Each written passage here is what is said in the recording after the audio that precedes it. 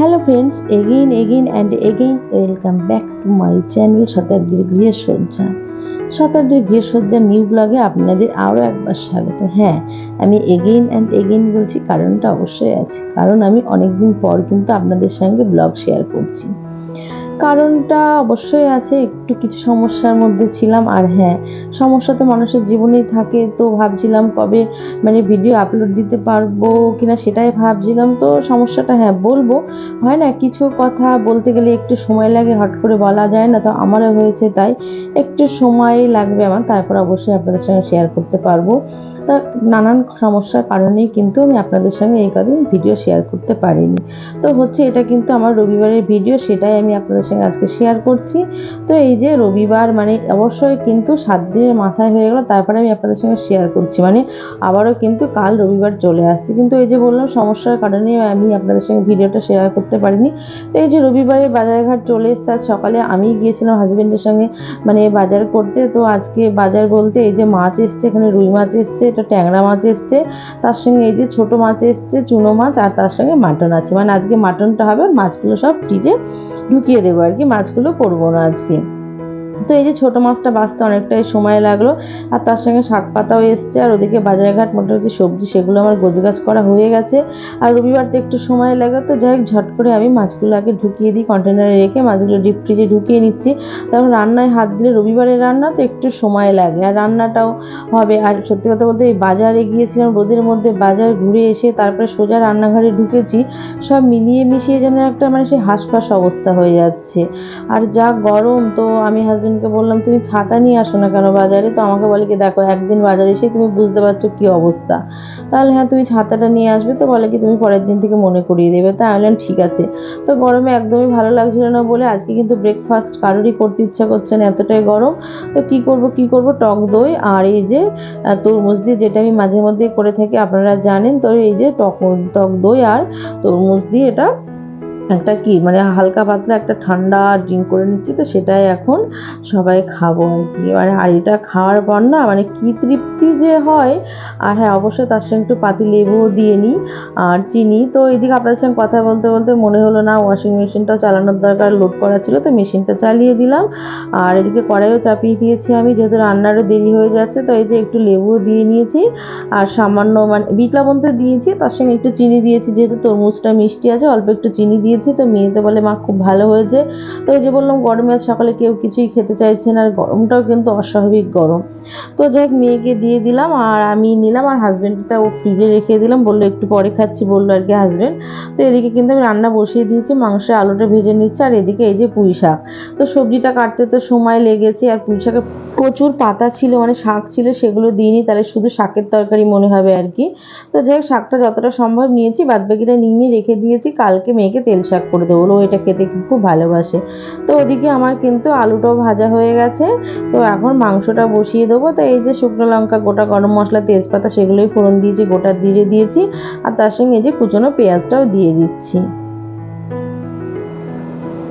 তো হ্যাঁ, হয়তো আপনারা বলবেন কি সমস্যা, তো সেটা কি আমাদের জানানো যায় না? অবশ্যই আমি যে বললাম কিছু কথা থাকে, হট করে বলা যায় না, সময় লাগে, আমরা নিজেরাই পারি না বলতে। তো এই হচ্ছে ব্যাপার। অবশ্যই শেয়ার করব, সময় লাগবে আর কি। তো এই হচ্ছে ব্যাপার। তো এদিকে কিন্তু আমার মেশিনে কাচাও হয়ে গেছে। তো তা এখন মেলতে যাব, কিন্তু ভাবছি রান্নাটা একটু এগিয়ে নিয়ে তারপরে। আর এখন কিন্তু বিশেষ একটা ছাদে যায় না, কিন্তু আজকে প্রচুর জামা কাপড়, তারপরে এই যে বেরিয়েছিলাম সেগুলো আবার একটু পরে কাচা হবে স্নানের সময়। তো সব মিলিয়ে ধরবে না, তারপরে আবার কখন বৃষ্টি আসে কি হয়, মেঘলা মেঘলা ওয়েদার। তো যাই হোক, আর তারপরে হ্যাঁ যেটা কথা, একটু বিকেলে বেরোনোর আছে, তো চাইছি জামা কাপড় যাতে শুকিয়ে যায়, সেই জন্য ছাদেই দিয়ে দেবো।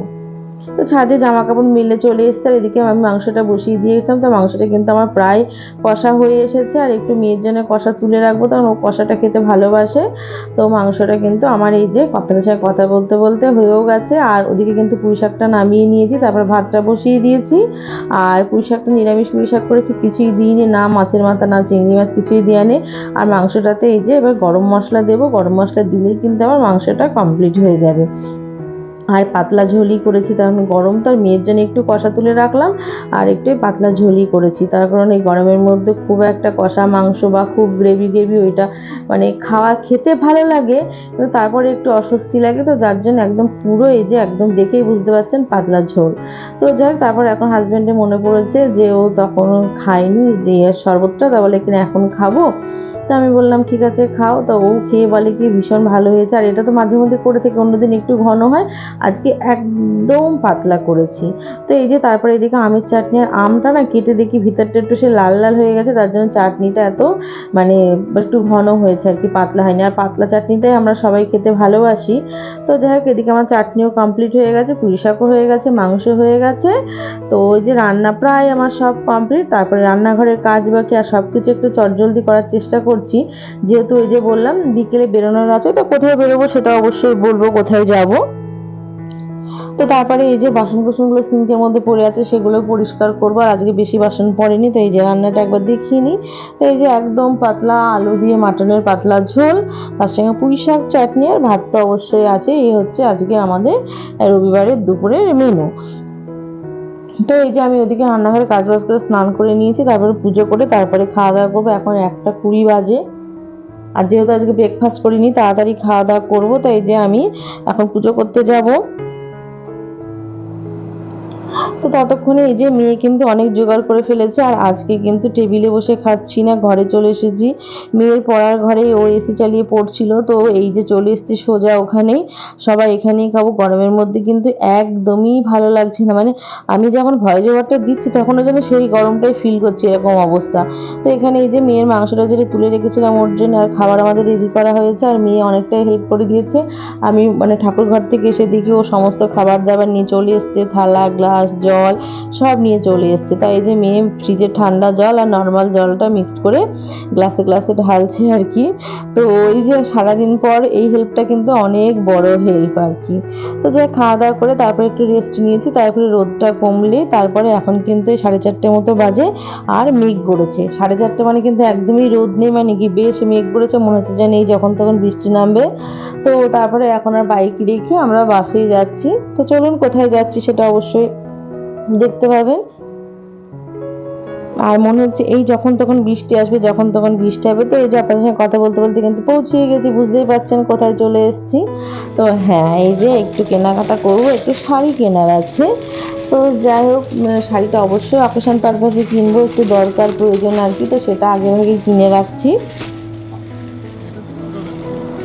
আর শাড়িটা মানে কি, হ্যাঁ নিজের জন্য অবশ্যই, কিন্তু এমন শাড়ি নিচ্ছি যাতে মেয়েও পরতে পারে, তার কারণ আমার এখন সব শাড়িও পরতে চায়। আর যেটা হয়েছে মানে আমি যে ধরনের শাড়ি পছন্দ করি ওর আবার সেই ধরনের পছন্দ হয় না। তো ওর অনেকদিন ধরে একটু অর্গানজার শাড়ি পছন্দ ছিল বলে, চাইছিল বলে, তো বললাম ঠিক আছে চলো অর্গানজার শাড়ি নিই। তো এই যে অর্গানজার শাড়ি, যার জন্য ওর গায়ে ফেলে দেখছি।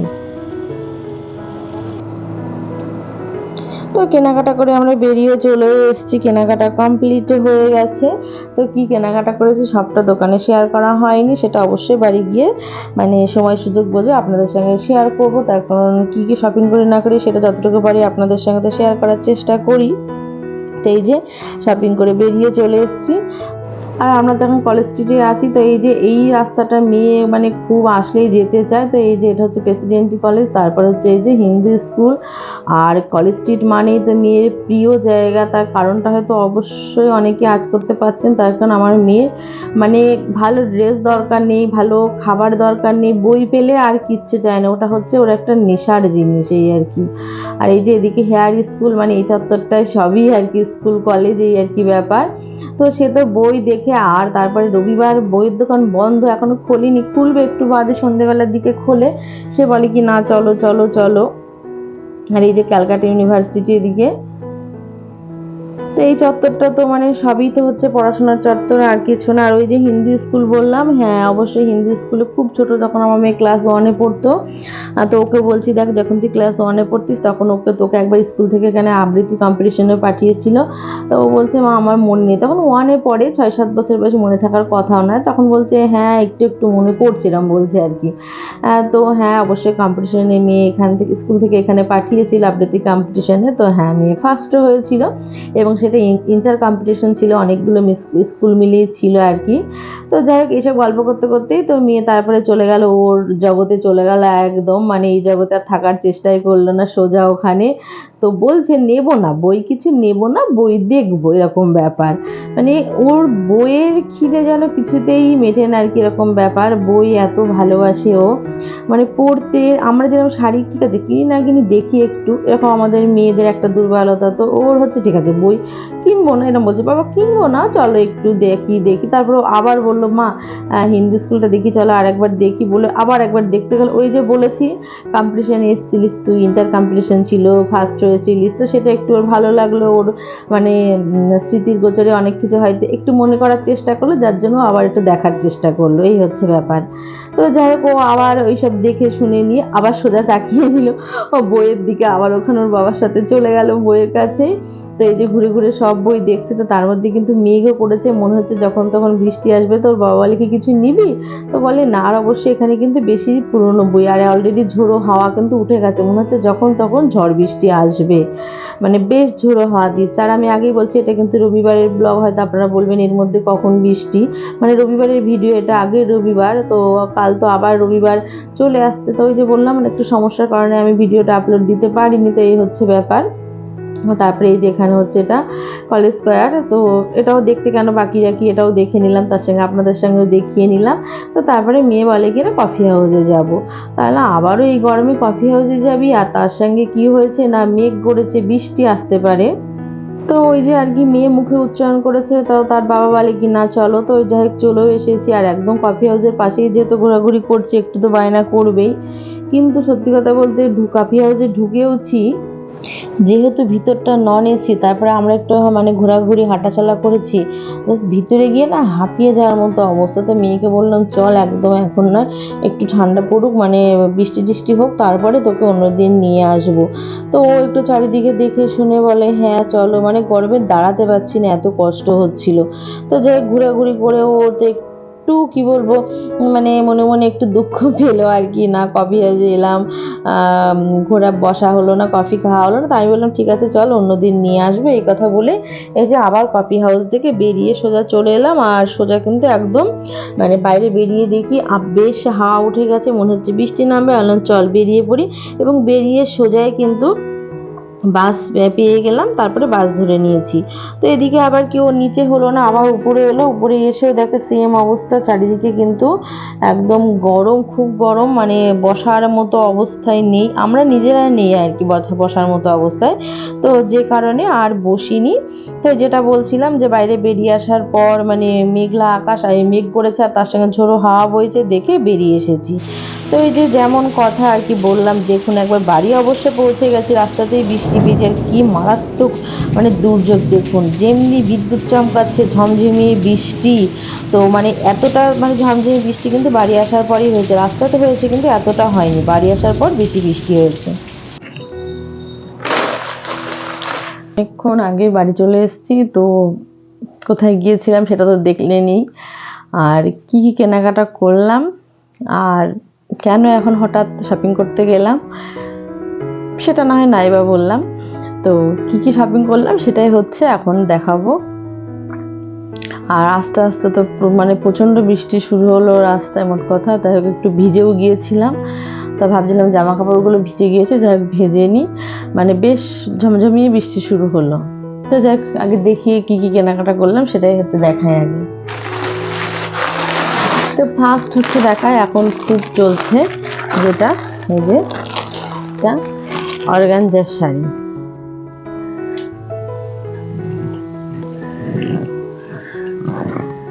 এই যে পিঙ্ক কালার, এটা ঠিক ডিপ পিঙ্ক নয়, এটা বেবি পিঙ্ক।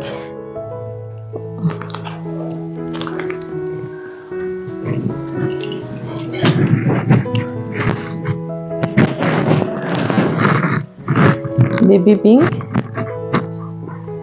তো এখন তো একটু মেয়েও মাঝে মধ্যে অকেশনালি শাড়ি পরে, তো শাড়িগুলো এমনই নিয়েছি যাতে মানে মেয়েও পরতে পারে, সেই আর কি, সেই ভেবেই নেওয়া হয়েছে। তাই এই যে বেবি পিঙ্ক শাড়ি, আর এখানে সুতোর কাজ করা আছে আর একটু স্টোন ওয়ার্ক করা আছে। আর এগুলো সবই কিন্তু মানে চিকনকারির মতো আর কি, সুতোর যে কাজগুলো আছে সেটা, আর একটু স্টোন ওয়ার্ক রয়েছে, তাই হচ্ছে। আর ব্লাউজ পিসটা এই যে শুধু পাড়ে কাজ আছে, মানে হাতে পড়বে আর পিঠে পড়বে, এই যে ব্লাউজ পিসটা। তো এই হচ্ছে শাড়িটা। আর শাড়িটা দাম নিয়েছে 2650, শাড়িটা দাম নিয়েছে। তো কেমন হয়েছে সেটা কমেন্ট করে জানাবেন। আর অবশ্যই একটু অকেশন পারপাসে কিনেছি, তো সেটাও জানাবো, পরে জানাবো যে কি অকেশনের জন্য কিনেছি। তো যাই ব্লাউজ বানাতে হবে, ওই জন্য একটু আগে আগেই কিনলাম। তো ব্লাউজ বানানো আছে, ফলস পিকো আছে, তো খুব হুটোপাটা করলে তখন ব্লাউজগুলো ঠিকঠাক হবে কি না হবে, ওই বলে একটু যাতে সময় হাতে নিয়েই সব কিছু করতে পারি সেই ভেবেই এখন শাড়িটা কেনা। তো এই হচ্ছে একটা গেল। আর একটা আছে, এটা তো খুব মানে ভীষণ পছন্দ হয়েছে শাড়িটা, যে পুরো নিটের শাড়ি, এটা কালারটা লেমন ইয়েলো। তো এটা মেয়ের বেশি পছন্দ হয়েছে শাড়িটা। তো ওই যে বললাম এখন মানে মেয়েও তো পরে শাড়ি, তো ওর পছন্দেই আর কি নেয়া। তো এটা হচ্ছে আঁচল পোর্শনটা পড়ছে, এই যে এটা পুরো আঁচলটা, আর বডিটা এই যে পুরো এরকম থাকছে। আর কালারটা কিন্তু মানে ভিডিওতে কতটা আসছে জানি না, মানে ক্যামেরাতে কতটা বোঝা যাচ্ছে, এটা লেমন ইয়েলো কালারটা। আর তার সঙ্গে এই যে পিচ কালার, পিঙ্ক কালারের সুতোর কাজ আছে, এটা তো স্টোন ওয়ার্ক আছে। তো শাড়িটা বেশ গর্জিয়াস শাড়ি। আর তো এই যে একটা শাড়ি, আর এই যে কোনটা বেশি ভালো লাগছে সেটা কমেন্ট করে জানাবেন।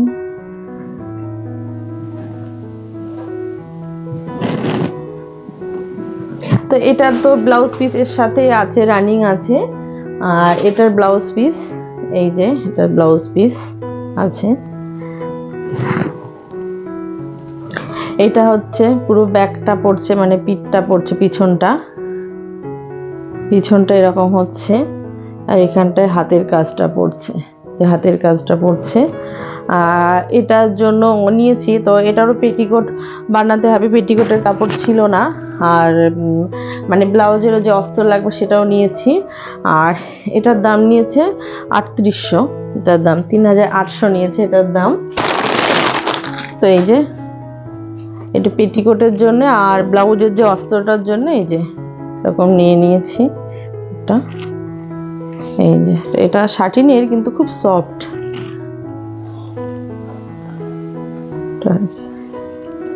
আর তার সঙ্গে একটু যে লেস কিনেছি ব্লাউজের হাতাটা আরেকটু গর্জিয়াসের জন্য, তো এই লেসটা দেব, দেখায় একবার। এটা পুরো কিন্তু কপার কালারের স্টোনের কাজ আছে, মানে স্টোন আর কি, কপার কালার।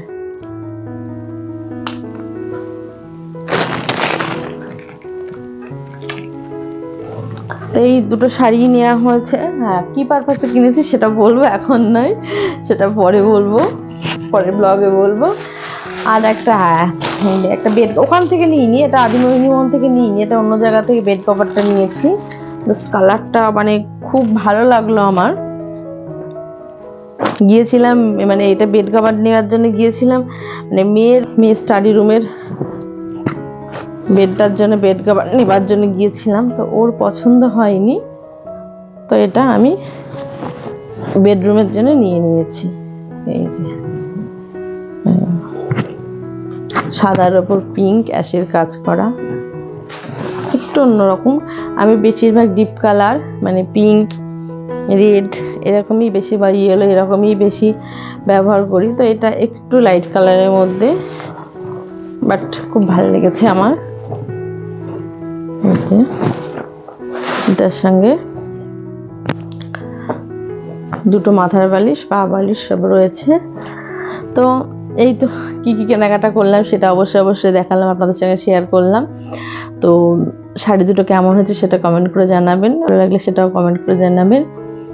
তো একটু তো গরম কমেছে, যাই হোক গরমের হাত থেকে একটু রেহাই পেয়েছি।